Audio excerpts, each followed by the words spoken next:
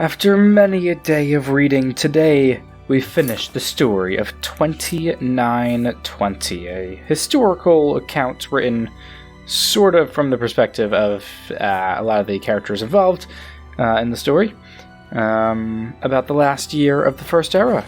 So let's find out how exactly the First Era came to an end.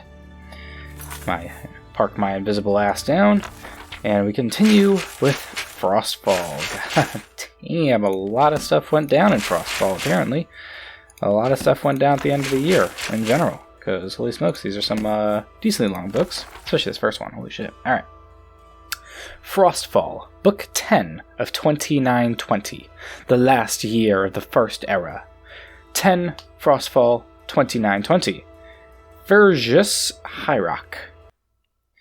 The creature before them blinked, senseless, its eyes glazed, mouth opening and closing, as if relearning its function. A thin glob of saliva burbled down between its fangs and hung suspended. Tarala had never seen anything of its kind before, reptilian and massive, perched on its hind legs like a man. Ministera applauded enthusiastically. "My child," she crowed, "you have come so far in so short a time. What were you thinking when you summoned this Daedroth?" It took Tarala a moment to recall whether she was thinking anything at all. She was merely overwhelmed that she had reached out across the fabric of reality into the realm of oblivion and plucked forth this loathsome creature, conjuring it into the world by the power of her mind. "I was thinking of the color red," Tarala said, concentrating, "the simplicity and clarity of it. And then I desired, and spoke the charm, and this is what I conjured up." "Desire is a powerful force for a young witch," said Ministera, "and it is well matched in this instance, for this Daedroth is nothing if not a simple force of the spirits. Can you release your desire as easily?" Tarala closed her eyes and spoke the dismissal invocation. The monster faded away like a painting in sunlight. I don't even know how to do that. Still blinking confusedly.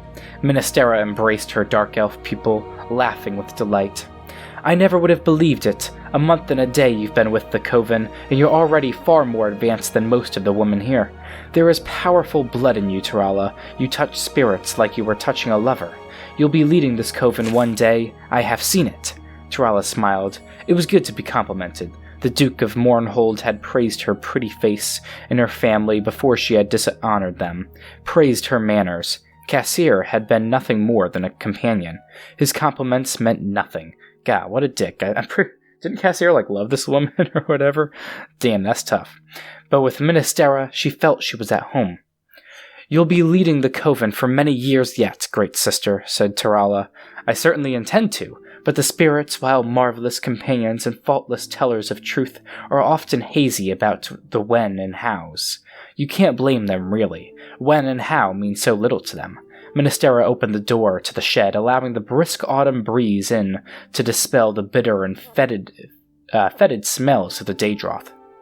"Now I need you to run an errand to Wayrest. It's only a week's ride there, and a week's ride back. Bring Doriatha and Celefina with you.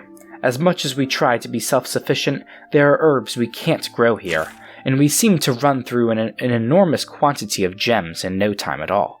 It's important that the people of the city learn to recognize you as one of the wise women of Skeffington Coven. You'll find the benefits of being notorious far outweigh the inconveniences." Tarala did as she was bade. As she and her sisters climbed aboard their horses, Ministera brought her child, little 5-month-old Basriel, to kiss her mother goodbye. The witches were in love with the little Dunmer infant, fathered by a wicked duke, birthed by wild alien elves in the forest heart of the Empire. Tarala knew her nursemaids would protect her child with their lives. After many kisses and a farewell wave, the 3 young witches rode off into the bright woods, under a covering of red, yellow, and orange. 12th of Frostfall, 2920. Dwinham, Hierarch. For a Midas evening, the least loved Porcupine Tavern was wildly crowded. A roaring fire in the pit in the center of the room cast an almost sinister glow on all the regulars and made the abundance of bodies look like a punishment tapestry, inspired by the Arcturian heresies Arcturian heresies. Cassier took his usual place with his cousin and ordered a flagon of ale. "Have you been to see the Baron?" asked Paleth.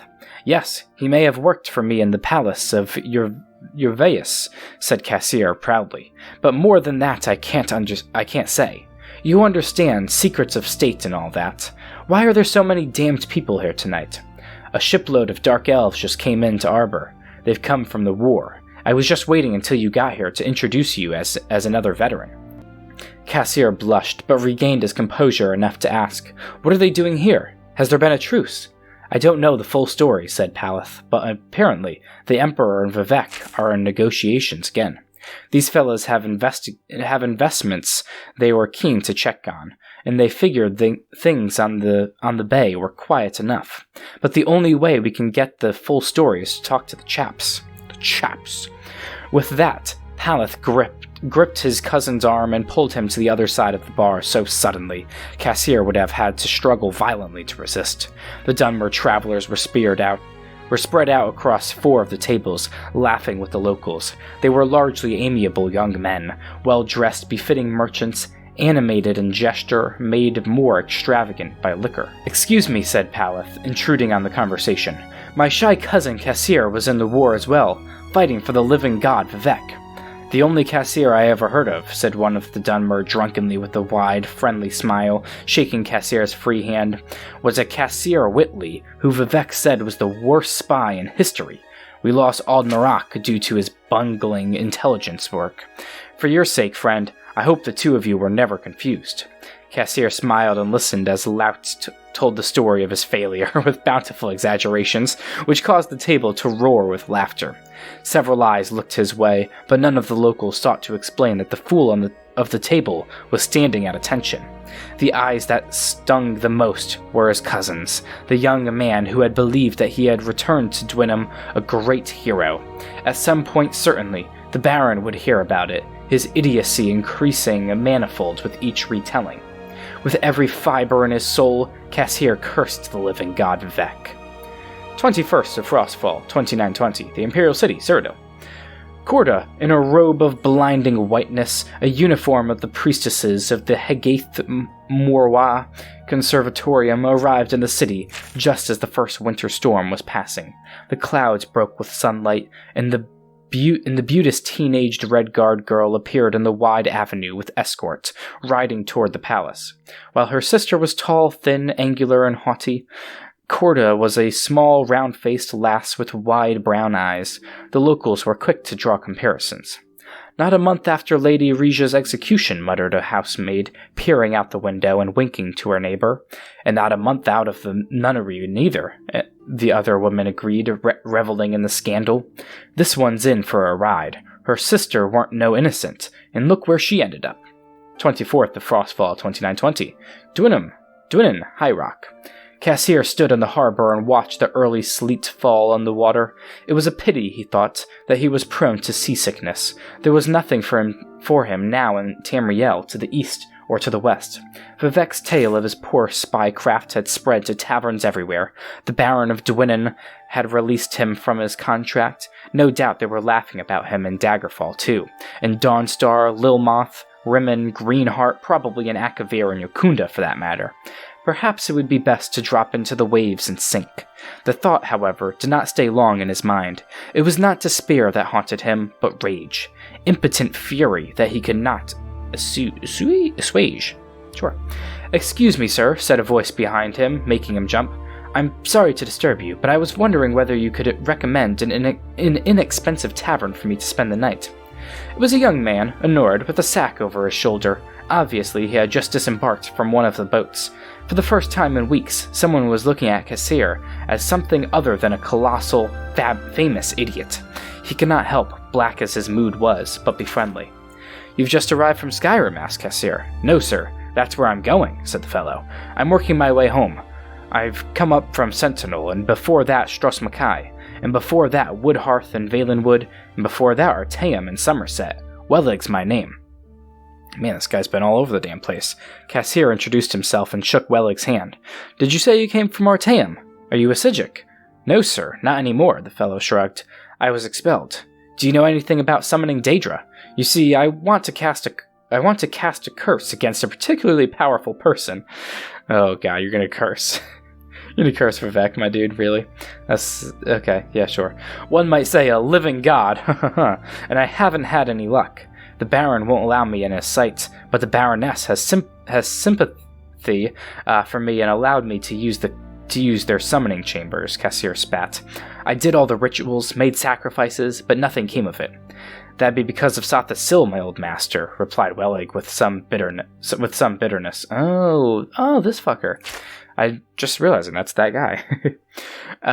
There's so many different like mini storylines that are like all sort of coming together here. The Daedra princes have agreed not to be summoned by any amateurs at least until the war ends. Only the Sijiks may counsel with the Daedra, and a few nomadic sorcerers and witches. Witches, did you say? Man's getting some ideas. 29th of Frostfall, 2920. Vergis Hyrock. Pale sunlight flickered behind the mist bathing the forest as Tirala, Doriatha, and Silafina drove their horses on. The ground was wet with a thin layer of frost, and laden down with goods. It was a slippery way over unpaved hills. Tirala tried to contain her excitement about coming back to the Coven. Wayrest had been an adventure, and she adored the looks of fear and respect the city folk gave her, but for the last few days all she could think of was returning to her sisters and her child. A bitter wind whipped her hair forward as she could see nothing but the path ahead. She did not hear the rider approach to her side until he was almost upon her. When she turned and saw Cassier, she shouted with as much surprise as pleasure at meeting an old friend. His face was pale and drawn, but she took it to be merely from travel. "What brings you back to Vergis?" she smiled. "Were you not treated well in Dinham?" "Well enough," said Cassier. Lied Cassier, more like. "I have need of the Skeffington Coven." "Ride with us," said Tirala. "I'll bring you to Ministera." The four continued on, and the witches regaled Cassier with tales of Wayrest.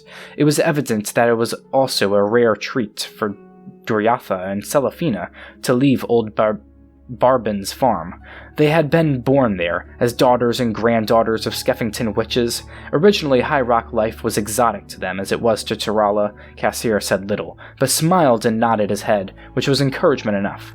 Thankfully, none of the stories they had heard were about his own stupidity. Oh, that's good. Or at the very least, they did not tell him. Doriatha was in the midst of a tale she had heard in a tavern about a thief who had been locked overnight in a pawn shop when they crossed over a familiar hill. Suddenly, she halted in her story. The barn was supposed to be visible, but it was not. The other three followed her gaze into the fog, and a moment later they rode as fast as they could towards what was once the site of the Skeffington Coven. The fire had long since burned out. Nothing but ashes, skeletons, and broken weaponry remained. Cassier recognized at once the signs of an orc raid. The witches fell from their horses, racing through the remains, wailing. Selphana found a tattered, bloody piece of cloth that she recognized from Ministera's cloak. She held it to her ashen face, sobbing. Tirala screamed for Basriel, but the only reply was the high whistling wind through the ashes. "Who did this?" she cried, tears streaking down her face. "I swear I'll conjure up the very flames of oblivion. What have they done with my baby?" Oh god, their child was there too, fuck. "I know who did it," said Cassier quietly, dropping from his horse and walking towards her. "I've seen these weapons before. I fear I met the very fiends responsible in Dwinham, but I never thought they'd find you. This is the work of assassins hired by the Duke of Mournhold." He paused. The lie came easily. What a fucking dick. Adopt and improvise. What's more, he could tell instantly that she believed him. Her resentment over the cruelty the Duke had shown her had quieted, but never disappeared. One look at her burning eyes told him that she would summon the Daedra and wreak his and her revenge upon Morrowind. And what's more, he knew they'd listen. And listen they did, for the power that is greater than desire is rage. Even rage misplaced. Oh, you fucking... God freaking damn, Cassier. God damn. All this because you gave a slightly inaccurate report. Or, like, misleading report. That really fucking blew. So honestly, that's some real shit luck for Vivek.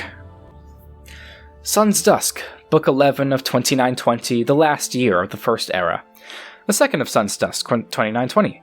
Telerun Morrowind. A man to see you, Night Mother, said the guard, a Catharingi tribesman who presents his credentials as Lord Zook of Blackmarsh, part of the Imperial garrison of Gideon. What makes you think I'd have even the slightest possible interest in seeing him? Asked the Night Mother with venomous sweetness. Venomous sweetness, I love that. He brings a letter from the late Empress of the Cyrodiilic Empire. We are having a busy day, she smiled, clapping her hands together with delight. Show him in. Zook entered the chamber. His metallic skin, though exposed only at his face and hands, caught the light of the fireplace and the lightning of the stormy night from the window. God damn it, dog, shut the fuck up. The Night Mother noted also that she could see herself as he saw her. Serene, beautiful, fear-inspiring. He handed her his letter from the Empress without a word.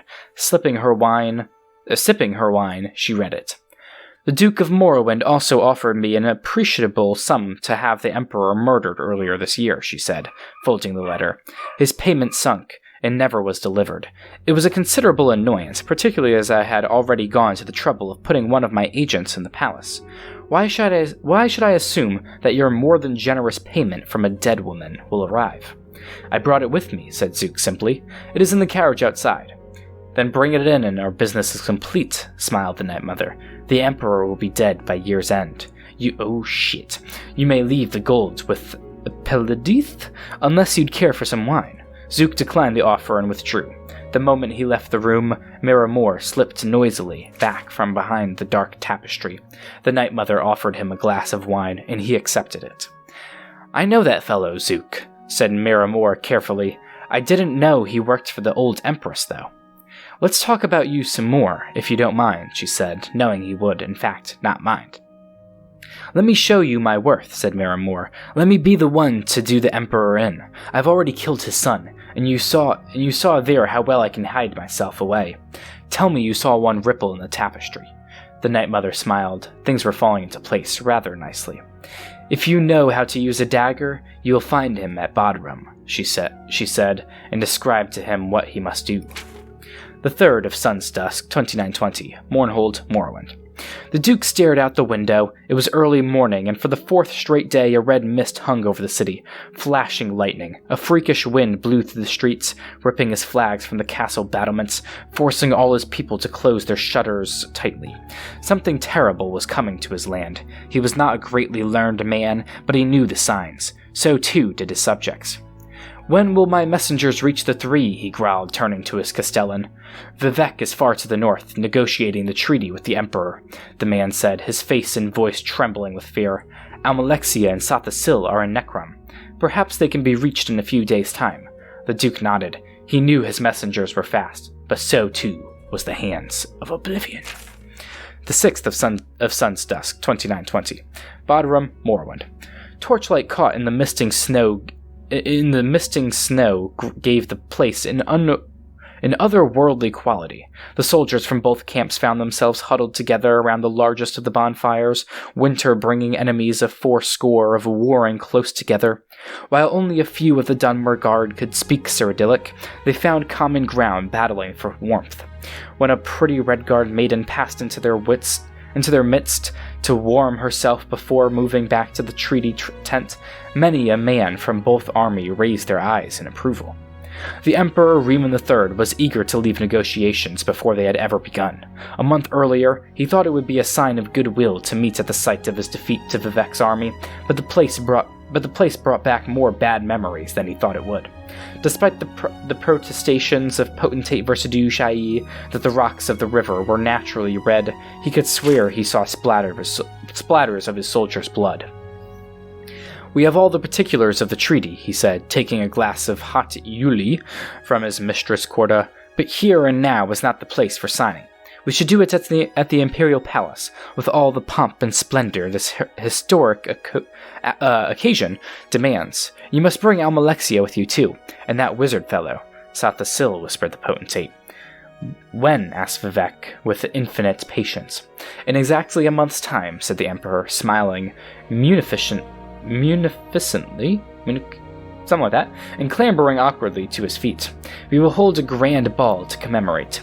Now, I must take a walk. My legs are all cramped up with the weather. Corda, my dear, will you walk with me? Of course, your Imperial Majesty, she said, helping him toward the tent's entrance. Would you like me to come with you as well, your Imperial Majesty? Asked Versadushai. Or I? Asked King Drozel of Sinshal, a newly appointed advisor to the court. That won't be necessary. I won't be gone a minute, said Riemann. Miramor crouched in the same rushes he had hidden in nearly 8 months before. Now the ground was hard and snow-covered, and the rushes slick with ice. Every slight movement he made issued forth a crunch. If it were not for the raucous songs of the combined Morrowind and Imperial army gathered about the bonfire, he would not have dared creep as close to the Emperor and his concubine. They were standing at the curve in the frozen creek below the bluff, surrounded by trees sparkling with ice. Carefully, Miramor removed the dagger from its sheath. He had slightly exaggerated his abilities with a short blade to the Night Mother. True, he had used one to cut the throat of Prince Juliek, but the lad was not in any position to fight back at the time. Still, how difficult would it be to stab an old man with one eye? What sort of blade skill would such an easy assassination require? His ideal moment presented itself before his eyes. The woman saw something deeper in the woods, an icicle of an unusual shape, she said, and darted off to get it. The Emperor remained behind, laughing. He turned to the face of the bluff to see his soldiers singing their song's refrain, his back to his assassin. Miramor knew the moment had come. Mindful of the sound of his footfall on the icy ground, he stepped forward and struck, very nearly. Almost simultaneously, he was aware of a strong arm holding back his striking arm, and another one punching a dagger into his throat. He could not scream. The Emperor, still looking up at the soldiers, never saw Miramor pulled back into the brush, and a hand much more skilled than his, slicing into his back, paralyzing him. His blood pooling out and already crystallizing on the frozen ground, Miramor watched, dying, as the Emperor and his courtesan returned to join the camp up on the bluff. But who the fuck killed him? If I had to guess, it would probably be Versadushai, who doesn't want the man to die quite yet, who wants him to die in a month's time. The 12th of Sun's Dusk. I don't actually know the story, but I'm just giving a pretty strong prediction, I think. 12th of Sun's Dusk, 2920. Mournhold, Morrowind.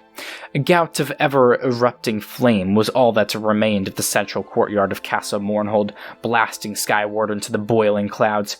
A thick, tarry smoke rolled through the streets, igniting everything that was wood or paper on fire. Winged bat-like creatures harried the citizens from their hiding places out into the open, where they were met by the real army. The only thing that kept all of Mournhold from burning to the ground was the wet, sputtering blood of its people. God, that is fucking dark. May Rooms Dagon smiled as he surveyed the castle crumbling. Wait, the man himself walked the earth? Is this where the dragonfire's not lit? I'm kind of confused. I thought it was more like Ball before, who was wreaking havoc. I don't know. To think I nearly didn't come, he said aloud, his voice booming over the chaos. Imagine missing all this fun. His attention was arrested by a needle-thin shaft of light piercing through his black and red shadowed sky. He followed it to its source. 2 figures, a man and a woman, standing on the hill above town. The man in the white robe he recognized immediately as Sathasil, the sorcerer who had talked all the princes of Oblivion into that meaningless truce. If you've come for the Duke of Mournhold, he isn't here, laughed Mayroom's Dagon, but you might find the pieces of him the next time it rains. Daedra, we cannot kill you, said Almalexia, her face hard and resolute, but that you will soon regret. With that, 2 living gods and a prince of Oblivion engaged in battle on the ruins of Mournhold. God, that was fucking epic. The 17th of Sun's Dusk, 2920, Tel'aran Morrowind. Night Mother, said the guard, correspondence from your agent in the Imperial Palace. The Night Mother read the note carefully. The test had been a success. Miramor had been successfully detected and slain. The Emperor was in very unsafe hands. The Night Mother responded immediately. So the Night... Oh, wait, what? Maybe someone somebody probably placed an assassin on that man? On the guy that was just hired to kill you? Okay. Curious, okay. I feel like this is stuff that I'm, like, kind of supposed to be picking up on, but I'm like, there's too many characters for me to really, like, track them all. 18th of Sun's Dusk, 2920. Balmora, Morrowind.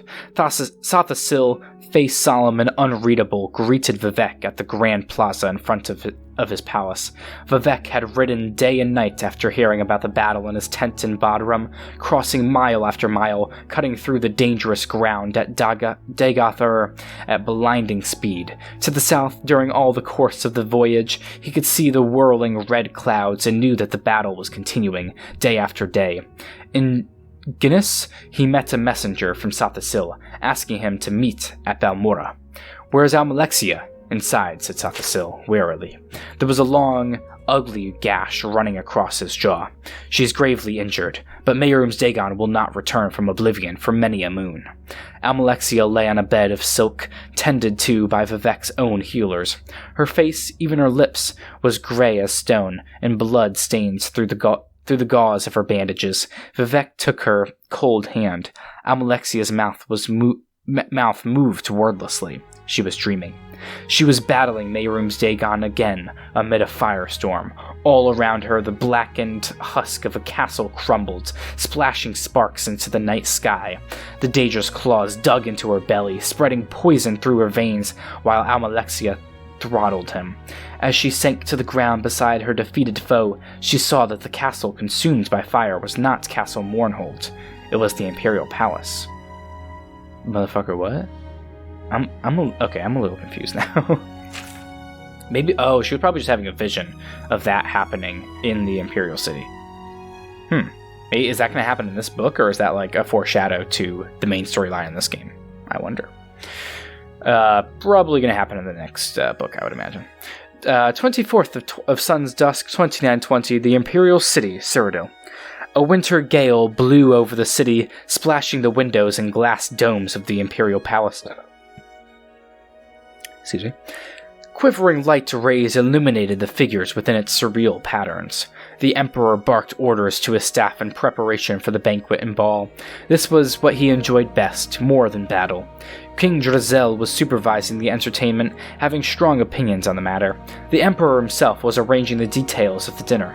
Roasted nebfish, vegetable marrow, cream soups, buttered hellerek, cod scrum, tongue in aspic. Potentate Versadu Shai had made a few suggestions of his own, but the taste of the Akaviri were very peculiar. The Lady Corda accompanied the Emperor to his chambers as night fell. The year is concluded in Evening Star. Oh, the year is concluded. Right. This is the last book here. Alright, Evening Star, Book 12 of 2920, the last year and the last month of the First Era. The first of Sun's Dusk, 2920. This is definitely not Sun's Dusk, though. Sun's Dusk was the 11th month, so that is a lie. That date is inaccurate. Maybe all these dates are inaccurate. Or maybe this is, like, also meant to be happening at the same time. Probably not. I'm not seeing any... These are all saying Sun's Dusk. It should be Evening Star, though. Sun's Dusk was the last one, right? Sun's Dusk, yeah, okay. This is these dates are a lie. First of Evening Star, 2920, Balmora, Morrowind. The winter morning sun glinted through the cobweb of frost on the window, and Almalexia opened her eyes. An ancient healer mopped a wet cloth across her head, smiling with relief. Asleep in the chair next to her bed was Vivek. The healer rushed to a side cabinet and returned with a flagon of water. "How are you feeling, goddess?" asked the healer. "Like I've been asleep for a very long time," said Almalexia. "So you have. 15 days, said the healer, and touched Vivek's arm, singular. "Master, wake up. She speaks." Vivek rose with a start, and seeing Almalexia alive and awake, his face broke into a wide grin. He kissed her forehead, and took her hand. At last there was warmth again in her flesh. Almalexia's peaceful repose suddenly snapped. "Thothasil! He's alive and well," replied Vivek. "Working on one of his machines again somewhere. He would have stayed here too, but he realized he could do you more good working that peculiar sorcery of his." The Castellan appeared in the doorway. "Sorry to interrupt you, Master, but I wanted to tell you that your fastest messenger left late last night for the Imperial City." "Messenger?" asked Almalexia. "Vivek, what has happened?"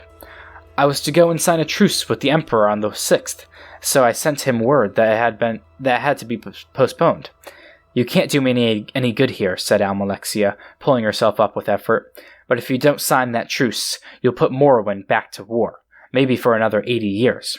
If you leave today with an escort and hurry, perhaps you can get to the Imperial City only a day or two late. Are you certain you don't need me here? Asked Vivek. I know that Morrowind needs you more. The 6th of Evening Star, 2920, the Imperial City, Cyrodiil. The Emperor Riemann III sat on his throne, surveying the audience chamber. It was a spectacular sight. Silver ribbons dangled from the rafters, burning cauldrons of sweet herbs simmering in every corner. Pyandonian swallowtails sweeping through the air, singing their songs. When the torches were lit and servants began feigning, the room would be transfigured into a shimmering fantasy land. He could smell the kitchen already, spices and roasts. The potentate Versadu Shai and his son, Severian Korik, slithered into the room, both bedecked in the headdress and jewelry of the Tasiki. There was no smile on their golden face, but there seldom was one. The Emperor still greeted his trusted advisor with enthusiasm. This ought to impress those savage dark elves, he laughed. When are they supposed to arrive? A messenger's just arrived from Vivek, said the potentate solemnly. I think it would be best if your Imperial Majesty met him alone. The Emperor lost his laughter, but nodded to his servants to withdraw. The door then opened, and the Lady Corda walked into the room, with a parchment in her hand. She shut the door behind her, but did not look up to meet the Emperor's face. The messenger gave his letter to my mistress, said Riemann, incredulous, rising to take the note. That's a highly unorthodox way of delivering a message. But the message itself is very orthodox, said Corda, looking up into his one good eye. With a single blinding motion, she brought the letter up under the Emperor's chin. His eyes widened and blood poured down the blank parchment. Blank, that is, except for a small black mark, the sign of the Morag tongue. It fell to the floor, revealing the small dagger hidden beneath it, which she now twisted, severing his throat to the bone. The Emperor collapsed to the floor, gasping soundlessly. How long do you need? Asked Severian Korik. Of course, he just wanted his own person to do it for him. 5 minutes, said Corda, wiping the blood from her hands. If you can give me 10, though, I'll be doubly grateful. He wanted the assassin probably to look like it was because it was the messenger that was supposed to be entering in. Yeah, so he wanted it to look like somebody from Morrowind was the one that did the assassination. Very well, said the potentate to Corda's back as she raced from the audience chamber. She ought to have been an Akaviri. The way the girl handles a blade is truly remarkable. I must go and establish our alibi, said Severian Korik, disappearing behind one of the secret passages that only the Emperor's most trusted knew about. Do you remember, close to a year ago, your Imperial Majesty, the potentate smiled, looking down at the dying man, when you told me to remember, you Akaviri have a lot of showy moves, but if just one of our strikes comes through, it's all over for you. I remembered that, you see. The Emperor definitely remembered that one as well. Well, he forgot about it, but he took note of that when he said it. The Emperor spat up blood and somehow said the word, snake. I am a snake, your Imperial Majesty, inside and out, but I didn't lie. There was a messenger from Vivek. It seems he'll be a little late in arriving. The potentate shrugged before disappearing behind the secret passage. Don't worry yourself. I'm sure the food won't go bad. The Emperor of Tamriel died in a pool of his own blood in his empty audience chamber, decorated for a grand ball. He was found by his bodyguard 15 minutes later. Corda was nowhere to be found. The 8th of Evening Star, 2920, Cair Suvil, Cyrodiil. Lord Glavius, apologizing profusely for the quality of the road through the forest, was the first emissary to greet Vivek and his escort as they arrived. A string of burning globes decorated the leafless trees surrounding the villa, bobbing in the gentle but frigid night breeze. From within, Vivek could smell the simple feast in a high, sad melody. It was a traditional Akaviri wintertide carol. Versadu Shai greeted Vivek at the front door. I'm glad you received the message before you got all the way to the city, said the potentate, guiding his guest into the large, warm drawing room. We are in a difficult transition time, and for the moment it is best not to conduct our business at the capital. There is no heir, asked Vivek. No official one, though there are distant cousins vying for the throne. While we sort the matter out, at least temporarily, the nobles have decided that I may act in the office of my late master. Of fucking course. Versadou Shahi signaled the servants to draw 2 comfortable chairs in front of the fireplace. Would you feel most comfortable if we signed the treaty officially right now, or would you like to eat something first?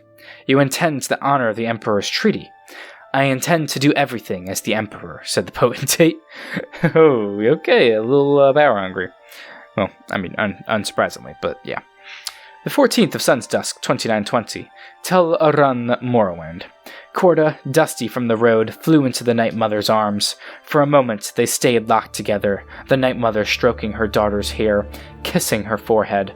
Finally, she reached into her sleeve and handed Corda a letter. What is it? Asked Corda. A letter from the potentate, expressing his delight at your expertise, replied the Night Mother. He's promised to send us payment, but I've already sent him back a reply. The late Empress paid us enough for her late husband's death. Mafalo would not have us be greedy beyond our needs. You should not be paid twice for the same murder, so it is written. He killed Rija, my sister, said Corda quietly. Oh, quietly, I put a little too much emphasis. He killed Rija, my sister, said Corda quietly. And so it should be that you struck the blow. Where will I go now? Whenever any one of our holy workers becomes too famous to continue the crusade, we send them to an island called Venora. It's not more than a month's voyage by boat, and I've arranged for a delightful estate for your sanctuary. The Night Mother kissed the girl's tears. You meet many friends there, and I know you will find peace and happiness at last, my child. God, the Night Mother is so fucked up. It's very strange seeing the Night Mother actually living, though. That's gotta be like a terrifying fucking visit. Oh my god. The 19th of Sun's Dusk, 2920. Mournhold, Morrowind. Amalexia surveyed the rebuilding of the town. The spirit of the citizens was truly inspirational, she thought as she walked among the skeletons of new buildings standing in the blackened, shattered remains of the old. Even the plant life showed a remarkable resilience. There was life yet in the blasted remains of the comberry and rue-brush shrubs that once lined the main avenue. She could feel the pulse. Come springtide, green would bolt through the black. The Duke's heir, a lad of considerable intelligence and sturdy Dunmer courage, was coming down from the north to take his father's place. The land would do more than survive. It would strengthen and expand. She felt the future much more strongly than she saw the present. Of all the things she was most certain of, she knew that Mournhold was forever home to at least one goddess. 29th of Evening Star, 2920, the Imperial City, Cyrodiil. The Cyrodiil line is dead, announced the potentate to the crowd gathered beneath the speaker's balcony of the Imperial Palace, but the Emperor lives. The distant relatives of our beloved Emperor have been judged unworthy of the throne by the trusted nobility who advised His Imperial Majesty throughout his long and illustrious reign, aka motherfucking me. It has been decided that an impartial and faithful friend of Riemann III, I will have the responsibility of continuing on in his name. Of course, dude. What a like an obvious like super corruption that you're just like, yeah, motherfucker, accept it. The Akaviri paused, allowing his words to echo and translate into the ears of the populace. They merely stared at him in silence. The rain had washed through the streets of the city, but the sun, for a brief time, appeared to be offering a respite from the winter storms. I want to make it clear that I am not taking the title Emperor, he continued. Okay. I have been and will continue to be Potentate Versadou Shahi, an alien welcomed kindly to your shores. It will be my duty to protect my adopted homeland, and I pledge to work tirelessly at this task until someone more worthy takes the burden from me. As my first act, I declare that in commemoration of this historical moment, beginning on the 1st of Morning Star, we will enter year 1 of the Second Era, as time will be reckoned. He's like the guy, he's like the... okay. Thus, we mourn the loss of our imperial family and look forward to the future. Only one man clapped at these words. King Drizel of Senchal truly believed that this would be the finest thing to happen to Tamriel in history. Of course, he was quite mad. Oh, goodness. 31, okay, this has to be the last day. 31 of Evening Star 2920, Ebonheart, Morrowind. In the smoky catacombs beneath the city where Satha Sil forged the future with his arcane clockwork apparatus, something unforeseen happened. An oily bubble seeped from a long-trusted gear and popped. Immediately, the wizard's attention was drawn to it, and to the chain that tiny action triggered. A pipe shifted half an inch to the left, a tread skipped, a coil rewound itself and began spinning in a counter direction. A piston that had been thrusting left-right for millennia suddenly began shifting right-left. Nothing broke, but everything changed. It cannot be fixed now, said the sorcerer quietly. He looked up through a crick. You know, every time it says quietly, I always, overemphasize it. He looked up through a crick in the ceiling into the night sky. It was midnight. The second era, the age of chaos, had begun. Well, goddamn, now I want to read a lot more about the second era. Fuck. I feel like we have read some historical accounts on the second era, but we haven't actually read any specific stories. I don't know. I feel like there's definitely a good path that one should take to read all of these books, you know? I feel like the big historical backgrounds, they don't really help you that much. You don't really get a feel quite for everything until you get those very tangible stories like we just read. Yeah, that was the 2920, the last year of the first era, before the era of madness and chaos and whatever the fuck they just said. Yeah, so I hope you enjoyed that story. It only took us, probably 4+ hours to read it all. Or sorry, 2+ hours to read it all between the 4 episodes that it took. But yeah, in the next episode we will be continuing to rob from all of the Imperial City, and then we will start a new series, or maybe just a couple of books, I don't really know yet, in the video after that. But until that next video, thank you for watching, don't forget to like, comment, and subscribe, and goodbye. Cause I don't wanna see the glow without you. Refuse to even leave my home without you. Or my brain's gonna explode without you. I don't even know how to cope without you. Cause I don't wanna see the glow without you. Refuse to even leave my home without you. Or my brain's gonna explode without you. I don't even know how to cope without you.